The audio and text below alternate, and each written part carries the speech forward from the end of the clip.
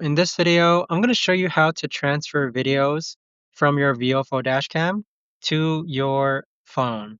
Now, this video is going to be particularly useful for individuals. Let's say that you want to go ahead and transfer videos from your VIOFO Dashcam to your phone.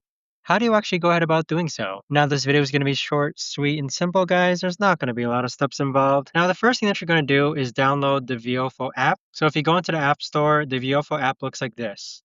Next, turn on your VIOFO dashcam and then click on the Wi-Fi button and make sure that the Wi-Fi is turned on.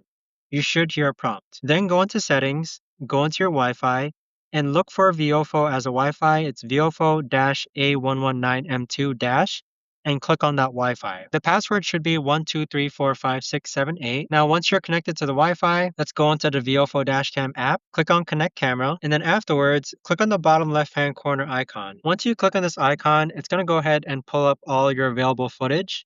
This is the footage that you can download or transfer.